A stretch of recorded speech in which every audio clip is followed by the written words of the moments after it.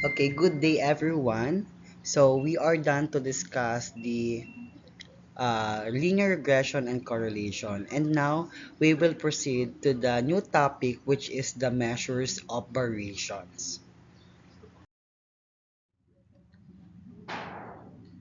Okay, in measures of variations, there will be the degree of variations measures the degree of the spread of the values. The measures of the spread are commonly called the measures of dispersion or measures of variation. So, in computing, there will be six measures of variations. Ang una natin dyan is the range. The second one is the quartile deviation, interquartile range, mean deviation, variance, and standard deviation. But we will focus first to the range. So what is range or how to compute the range? Sabi dito, it is the difference between the highest score and the lowest score. It gives us the quickest estimate. It shows the two extreme scores of a set of data. For group data, the range can be calculated by subtracting the lower boundary of the lowest class interval from the upper boundary of the highest class interval.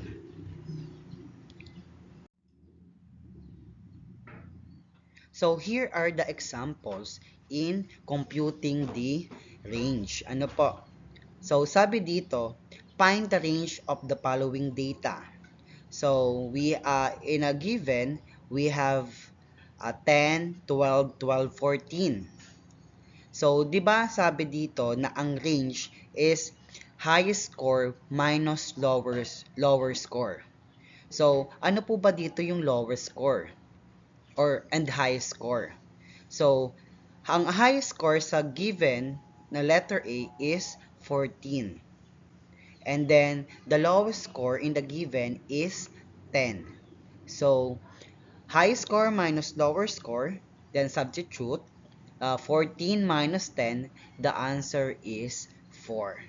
So ganun lang din po yung gagawin natin sa letter B and letter C. So in a letter B, we have 8, 100, 100, 120.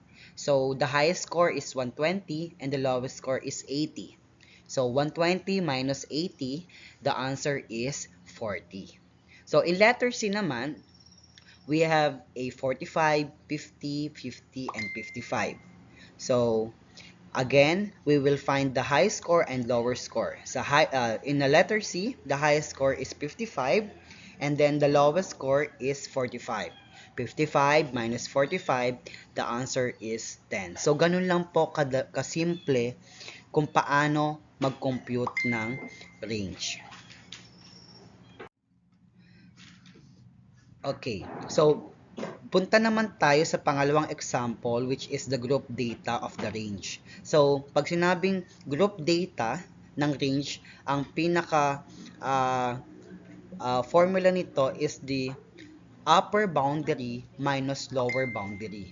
So we will check the kung pag sinabing group data, may given na po. Ano po? So dito makikita natin there will be a class frequency and frequency.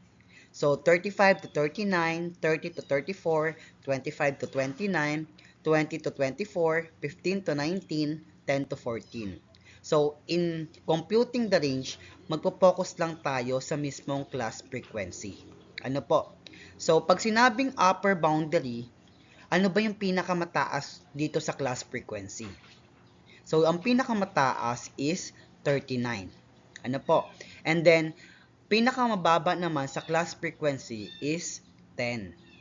Okay. So dako na tayo. So alam na natin yung pinakamataas sa class frequency at pinakamababa sa class frequency, which is 39 and 10. So dako tayo sa mismong formula nung group data ng range. Sabi dito, range is equal to upper boundary minus lower boundary. So kung magtataka kayo, bakit kaya naging 39.5 at 9.5? So sabi dito sa rules, kapag upper boundary po ang hinahanap, magkakaroon tayo ng plus 0.5. Pag upper boundary po ang hinahanap ha.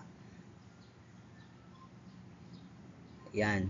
That's why the upper boundary natin is 39.5.